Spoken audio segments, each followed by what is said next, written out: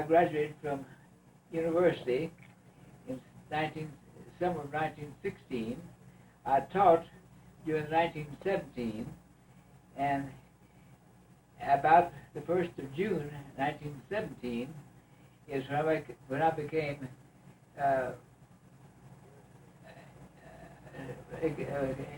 tied up with World War I.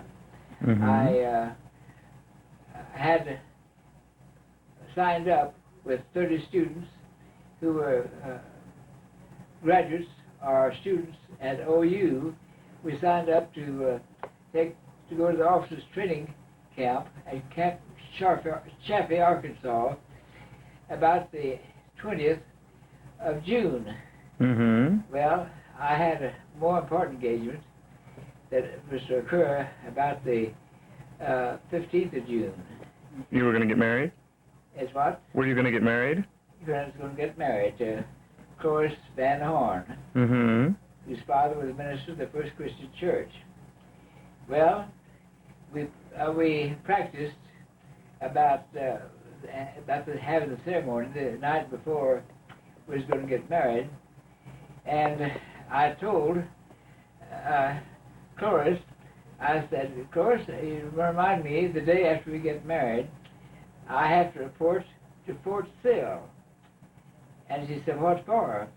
I said, well, there's 30 fellows that are friends, that are graduates or students at OU who signed up to go to Camp Chaffee, Arkansas, to the officers' training camp. And Dr. Van Horn said, you are what? I said, to the officers' training camp. He said, you are not. You marry my daughter. And I said, now why? He said, well, because here's what will happen.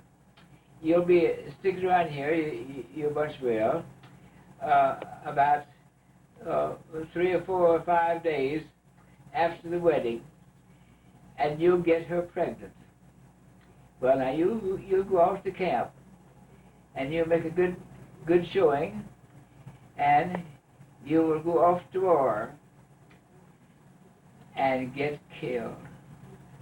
Now, I'm not going to raise that youngster.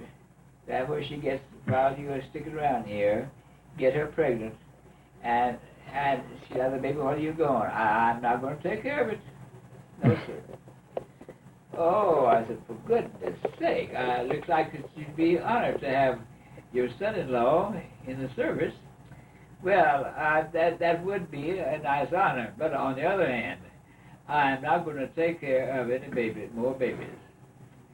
Well, I told Cloris, I said, well, I'll go down to Fort Sill and see what I can do. Mm-hmm. So I went down to Fort Sill, and I told the man who had charge about this group that are going to Camp Chaffee, Arkansas. Mm-hmm. I told him, I said, I am in a hell of a fix. And he said, now, Cunningham, what's the matter? Well, that my father-in-law, to-be, said I could not go to camp and get killed and leave him a baby to raise. I said, do you have a place where I don't have to go off and get killed? And he said, yes, it so happens. Said you worked your way through college, down to OU, and it said a call went out all over to all the posts in the 4th Army. They want someone who can be secretary and aide to the head of the Army War College. He said, so happens it's Major General P.D. Lockridge. He's been in the Army, retired, and they called him back. And he said, you think you could take care of that?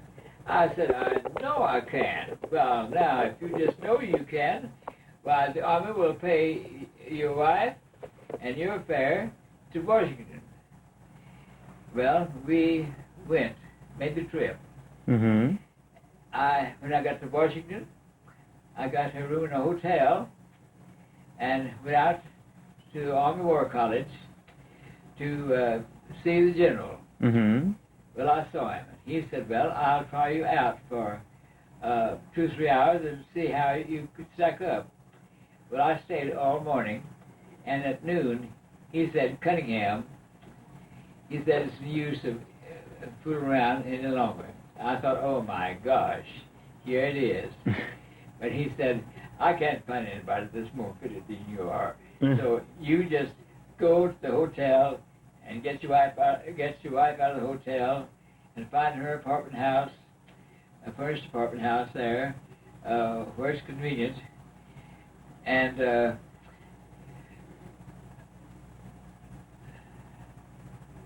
And then report here tomorrow morning, 9 o'clock. Well, I reported the next morning, 9 o'clock. Mm-hmm. I was doing aid duty mostly during the day, that day.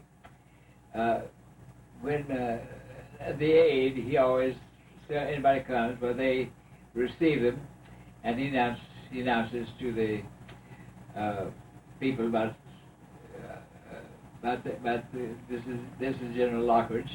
His name was Major General P.D. Lockridge, Mm-hmm. and he was a fine, fine gentleman. Well, he said, now your duties are going to be like this.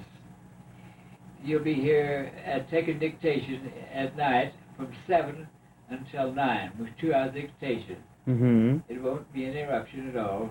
Just right straight through, dictating letters and plans and any other thing comes up to be typewritten. I'll dictate it, and then the next morning you report at 9 o'clock, and you are here then until 4:30. Mm-hmm. Now, what you take dictation, you took 4 and 7. You'll type. You get that up during the day, along with your aid duties. You'll be interrupted quite a bit when we have visitors, prominent people, generals, prominent scientists, and others coming to show off their wares, and you'll have to be with me at that time. So your work will be interrupted quite a bit during the day. But yeah, I think you can get out the dictation I give you, though, during that 2 hours. So you report this evening at 7 o'clock. You'll go to work this evening at 7 o'clock for dictation. Mm-hmm. Now then, it so happens that I have a funny habit. Mm-hmm. After about my 2 hours of dictation, and we're going home, I stop downtown at an oyster shop, and we eat raw oysters. Mm-hmm. Of course, they have sauce that they put on it. Mm-hmm. And I said, I never ate any raw oysters. He said, well, you're just going to learn how to eat raw oysters. I said, well, how do you do it? He said, at first, we're starting off eating raw oysters. Just put lots of sauce on it, and that'll kill the taste of the sausage, and they'll slide down awful easy. But he says those raw oysters are very, very good for your health. And he says, I've done it for years. So, and he said, I'm going to pay for the oysters that you eat, and you get so you like them. Well, it so happened that after about, a month or 2, I began to like it. Mm-hmm. And after that, I enjoyed them, but he wouldn't let me pay for them. He said, no, you are putting more than any other enlisted man is putting in. And there's a halfway compensate for having to put that extra time in. Mm-hmm. And by the way, you see, I got out at 4:30, and I didn't go to work until 7. Well, the apartment house I got at first wasn't entirely satisfactory. Virginia, old Virginia. Mm-hmm. And people out there were just like people in Texas. They make friends with nothing flat. Well, the house was needed a lot of work done on it, so I got that done. I had had the walls all refinished, have a toilet every inside. Well, I was going to rent out one room upstairs, so I put in a stairway outside. Well, it so happened they had the house had a screened-in porch, which was very, very comfortable. And Gene insisted that he was going to sleep on that back porch, screened in, and the temperature there, the weather there, just like it is here in Oklahoma, not very, very similar as it is right here in Oklahoma City. Mm-hmm. And so we slept there every night. Oftentimes took care of him for several hours. She called me up during that storm, and she said, "Mr. Cunningham, is he out there on the porch in his bed?" And I said, "Yes, he is." He said, "Oh, for goodness sakes," said, "it's pouring down rain. You get that youngster and bring him inside." Well, I said, "Okay." She said, "I'm going to call you back in about 10 minutes, or 15 minutes, and you better have him inside." Well, she was so commanding. She was old-fashioned, and it was wonderful. So I went ahead and put him inside. But Gene didn't like it. He didn't like it at all. He liked to be out there on that porch. I told her, I said, "I'm having an awful time." I said, he can't talk, but he can sure raise old Ned. He wants to be on the porch." She said, "Well, just let him raise old Ned. But don't put him out there while that storm is going on." Well, that so happened was it. But the house was, after I got through renovating it, I leased it for a couple of years because I knew that I'd be there probably a couple of years. And it proved to be very nice. Now, we were working at night for the government, and so the trolley, the interurban rather, ran until 12 o'clock, so that anybody who worked for the government at night could get home. And that's because there was very many people in 19 and 18 that had cars. Well, so that went on for very peacefully, and but that left me. By the way, it left me time there, about a couple of hours, that I could do something else. I was able to go home, then come right back. So I went to the Congressional Library and asked them. I said, "I'm in the service at the Army War College. I'm aide to the head of the Army War College, and I have to work at night, and I have 2 hours there that I can do some research work." I said, "Do you mind if I do some research?" They said, "What do you want to research?" I said, "I just don't know right now, but I said, I'm going to read books that I think might be interesting, and kind of sketch through them, and you'll find something I'll find something that I'm interested in." And I did, and you couldn't guess what it was. I happened to run across about the people who had monasteries back there in the time of Christ. Now those monasteries, they were very much like colleges. They didn't have colleges like we have now, but they did have monasteries where they taught. They took in 40 a year. And what it looks like to me, that Christ was there on the staff, he to learn. Well, it was like this, like my father.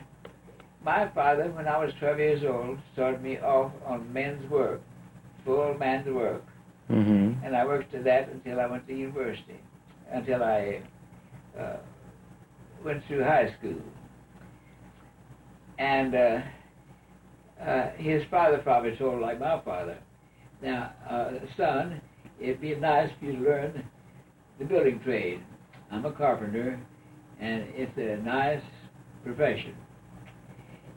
And so he didn't argue with his father, but he went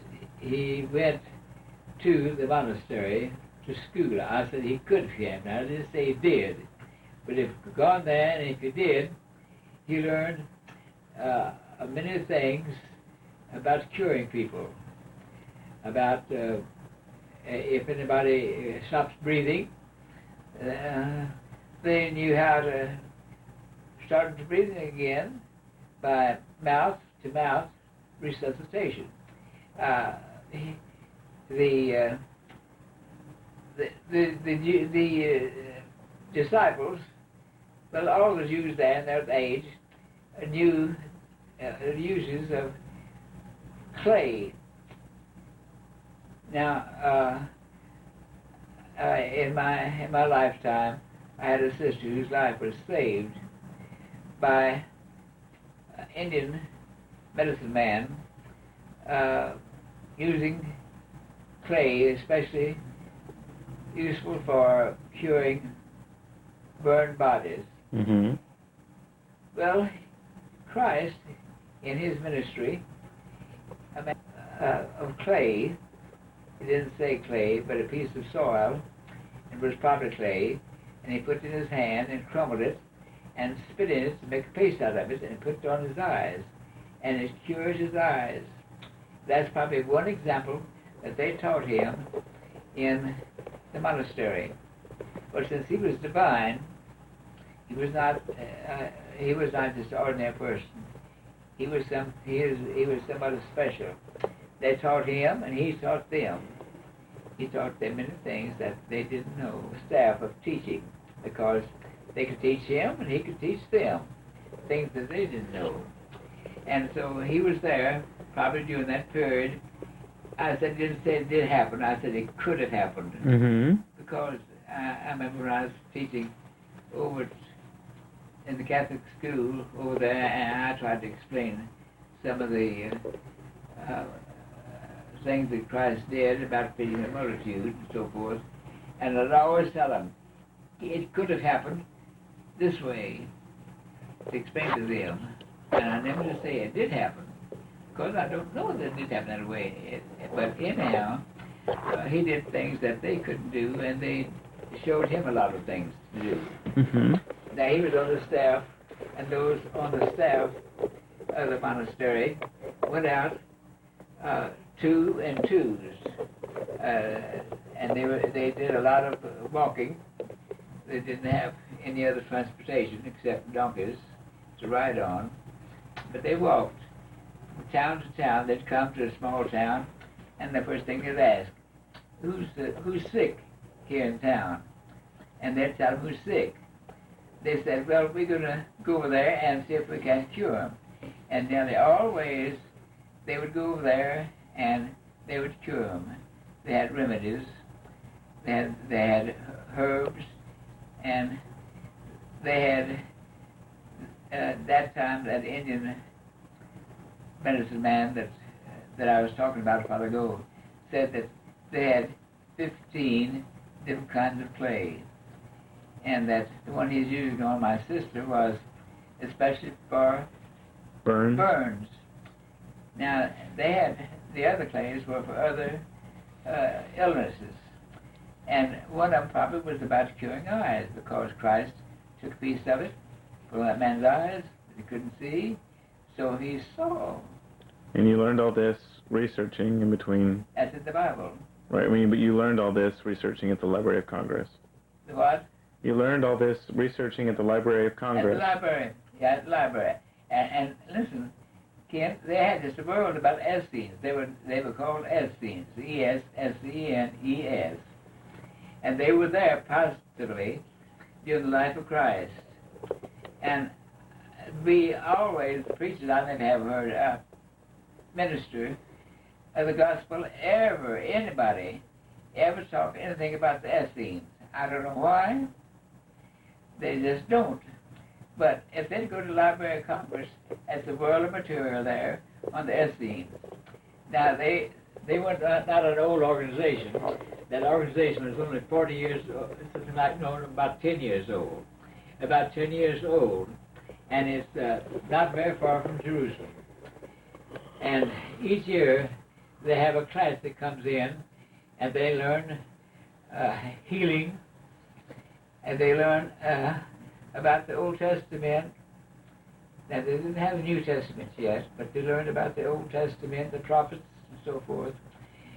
And it is like going to Baptist University or at Phillips University, where they learn not only to talk to people, but they learn to also to heal them.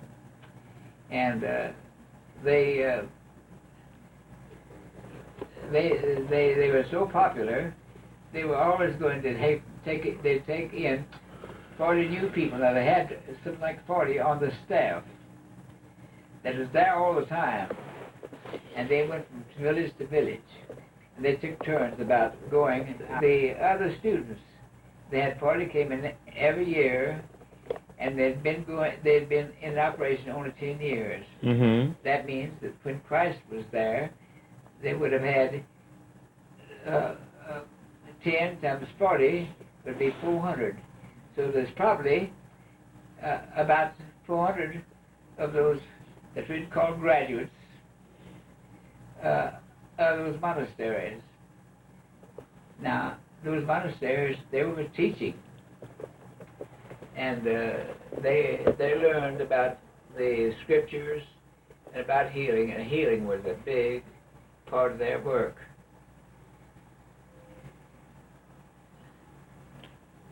So that my stay there, much of my time was studying, at that spare time, studying about those Essenes. Mm-hmm.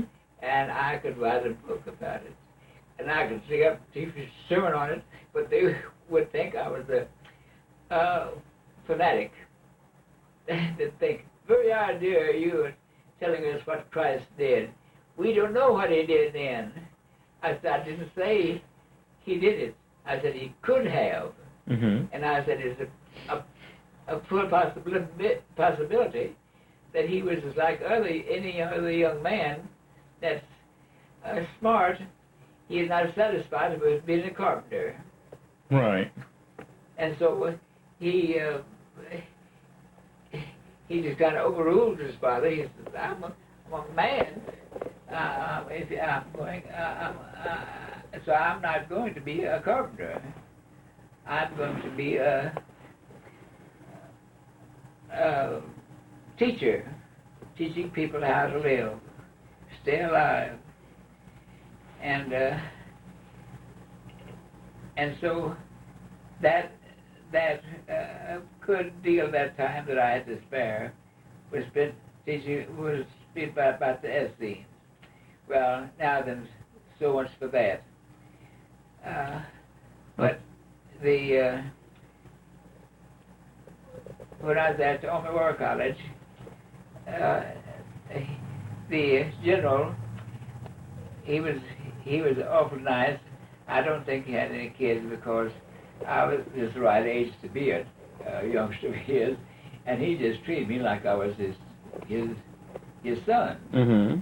Well, it so happened that there was another young fellow there that now he didn't become popular. I know I didn't attract him any, but the reason he got kind of acquainted with me and would have cooks with me was because I was the aide of the general, and of course, like he'd come by, we had coffee breaks in the morning, a coffee break of 15 minutes, and then a coffee break in the afternoon, Mm-hmm. middle of the afternoon. He'd come by and say, Cunningham, come on, let's have a Coke. And so he'd come by, and so, but doing that, why he got to know the general got to know him. And it wasn't because I was something special, but it was the general, and I was just happened to be the avenue. Well, anyhow, And he turned out to be? and it turned out to be Howard Hughes. He was about 1 or 2 years younger than I was. And when he found out that I was a undergraduate of OU, why and I was aide to the general. Mm-hmm. That's a combination there that he was with me every day there. But I didn't know it. He didn't know it was a millionaire then. He didn't say it, never acted like it. And so I never thought anything about it. To hear about 20 years later, got popped up about who was one of the richest men in the United States, Howard Hughes. I said, for goodness sake, that fellow that I had cooks with in the morning and in the afternoon. And if he'd have seen me 20 years later and seen me, he would have threw his arms around me because he liked me and I liked him. And so we had a very close friendship there. And of course he got interested in oil and everything else. And I never heard anything about it because I saw it in the paper. Well, so much for Howard Hughes. But Did you ever have to fight in World War One? What? Did you have to fight in World War One? To fight? Go to fight? Yeah, no, this is Dean. The Army War College was to teach war planning. They said fellows in the Army, they sent them to learn how to plan battles and so forth, and they'd come and be there for a year, and then they'd go back and be on the war planning board to plan how they're going to conduct the war. And so I knew him there for about a year, and but it just so happened, and it wasn't because of me. It's because I was the general's aide. Mm-hmm. That's the attraction there. But I got to know him, Mm-hmm. and he was a nice fellow. Mm-hmm. And for example, one Sunday, I had a second-hand Ford I bought, and I was taking a ride on Sunday. We didn't work on Saturday and Sunday. And I took a ride, took Cloris and Jean, he was the baby there, and I took him for a ride. And the roads they had up there, they called them Army roads. They called them macadized, or whatever it is. It was gravel. Mm-hmm. Well, I came to a curve in the road where the sharp curve of new gravel they'd put in there. And when I wasn't going fast. When I came to that, I just the car just slid over to the edge of a precipice. Mm-hmm. The wheel didn't go over the precipice. I don't know, the precipice was much 5 feet or something like that. But it had been ridiculous for a car to go over that doggone thing. Well, anyhow, I got to the edge of it, and there I was. I thought, what in the south here, send me like am I going to do? I'm afraid the old car will start rolling. Well, anyhow, who came along? But Howard Hughes. He passed by that, saw me, and he came and saw me. He said, Cunningham, what the hell are you doing over there? I said, don't ask me that. I'm wondering myself. I said, there's a new gravel in my car, and it hit the darn thing. I wasn't going fast, but it just slid over there just gradually until I was right there at the edge of going over. He said, well, be careful and get out. And I said, I got some other fellows who passed by. I'll stop it and we'll roll the car back out a safe distance. They did. They got the car back 10 or 15 feet from the precipice, and we got back in, and away we went. But he wasn't above helping anybody. Well, anyhow, so much for that. Now we had in the Army War College, we had two other fellows were there, fraternity brothers. One was Ditzler, and the other one was the Heath, the Phi Gams. And they had somebody, the Ditzler, he was engaged to a girl and to get married to her. But one night, he had to be back home visiting for a day or two or three, and he got on the phone and he talked to German. He knew German, and he talked in German for half an hour, and she talked to him, and she said, now I'm engaged to marry this fella, but she said, my country is more precious to me than a husband. And she said, and I don't say that he is a spy, but he just could be, because he can talk to somebody in German very fluently. And she said, of course I couldn't understand what they're saying, but I think it ought to be investigated. Well, they came and they knew us from the University of Oklahoma, and they asked me, he said, you know that fellow Ditzler? And I said, yes. They said, well, they have, the general there told me, he said, well, they have a report on him that he might be a spy. He said, do you know him well? Oh, I said, he's been amongst the fraternity that I do. Mm-hmm. They said, what do you think about it? I said, go ahead and investigate him. I said, I'm not afraid. I said, no, he's not a spy, but you go ahead and investigate him. And they saw Heath, the New Smoke Room. They asked him, and he told them, he said, go ahead and investigate him. Well, they investigated and found out it was all a bunch of baloney, and he wasn't a spy. But this gal he went with, I never know whatever happened to it. If he ever found out, Mm-hmm. is it still on? Mm-hmm. Oh, if he ever found out that she reported him as might be a spy, I expect probably that he just signed off. I expect I never just hear whether he married or not. But anyhow, so that was it. Well, another thing happened. The general told me, he said, now anytime you want to bring Miss Cunningham here to read in the library while you are in here taking dictation, he said, it's all right. It's okay. So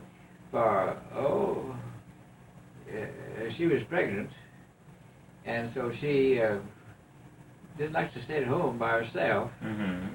So I brought her along. I went home instead of going to the library, going to the Library of Congress.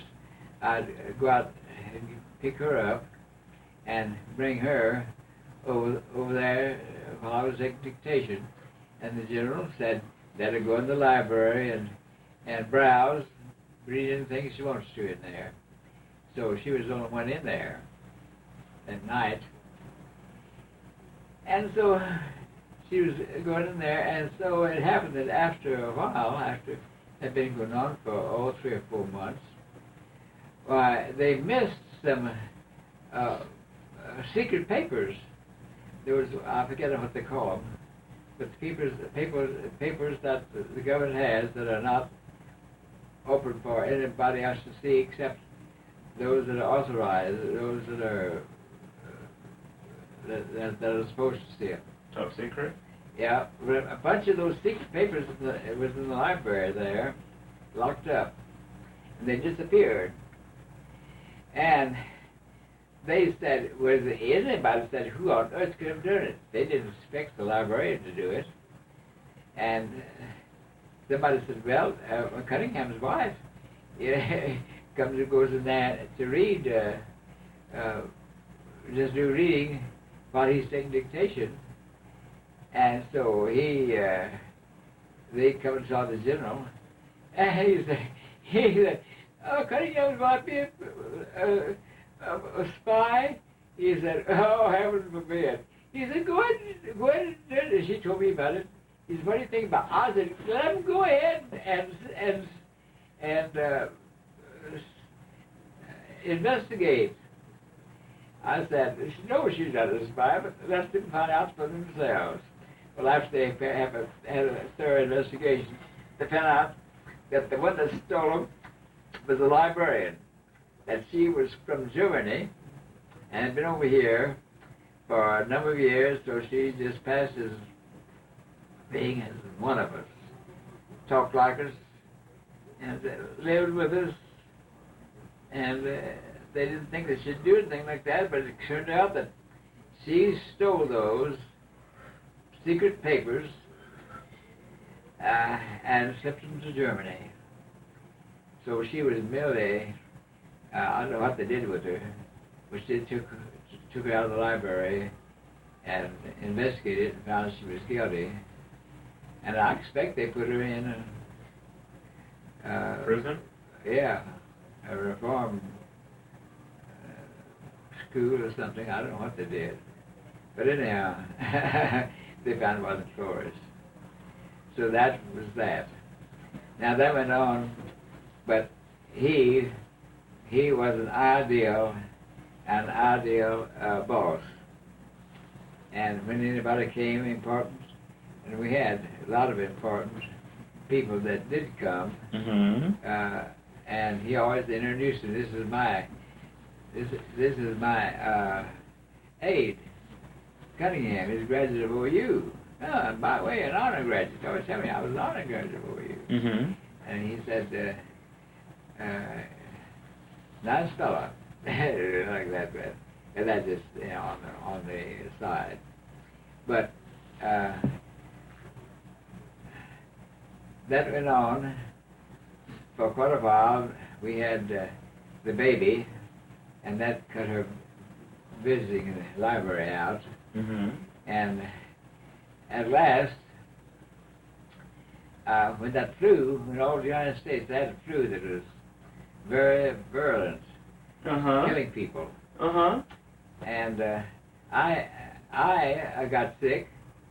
It's toward the end of the war. I got sick, and I thought I had that flu that was just killing people. And so I got a local doctor there in Boston to come and see me. He checked. He said, no, it's not the flu. He said, you have appendicitis. Oh, I said, I don't have any appendicitis. He said, well, you sure have.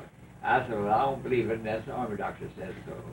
I said, so you get me an army doctor. Well, he got an army doctor. And the army doctor came. That was about an hour later, after when he told me that I had appendicitis. The army doctor came and examined me. He said, the hell, he don't have appendicitis. He said, my God, he said he's got a ruptured appendix.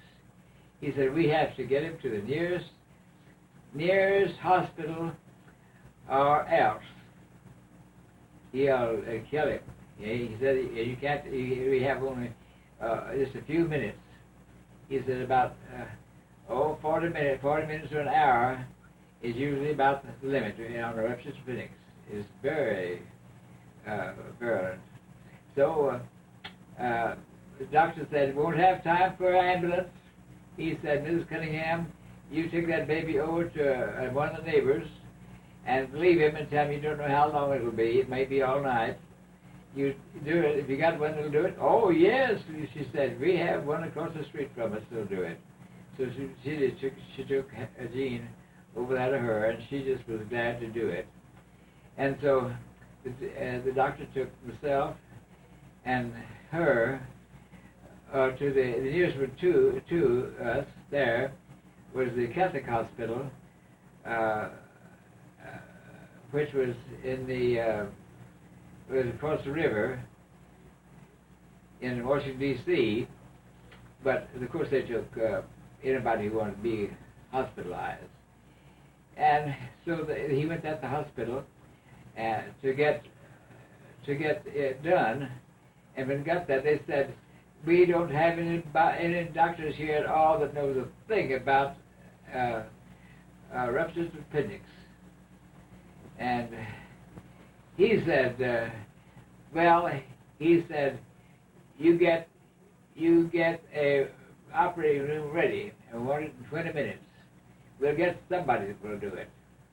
Well, the fellow was standing over there listening to us, and the hospital didn't know anybody. They knew it was available right then at all, and of course we didn't. And this man is standing over there. He said, "I couldn't help from overhearing you fellows talking about somebody to work on a appendectomy, a ruptured appendix." He said, "I'm in." He named a big hospital in New York City that he had. That is his specialty. It so happened that the appendix was his specialty. He said, "That's my specialty. I'm in charge of it, and I know how to do it." He said, "They said, well, will you do it?" And he said, "I sure will." He said, "That's a soldier boy." I said, he said, I'm supposed to go back catch the 10 o'clock train because nobody's traveling in cars very much yet. He said, I'm supposed to catch the 10 o'clock train back, but I'll stay until the danger is over. And so he told that nurse that to be right up there, and she got and she said, "We don't have one." Yes,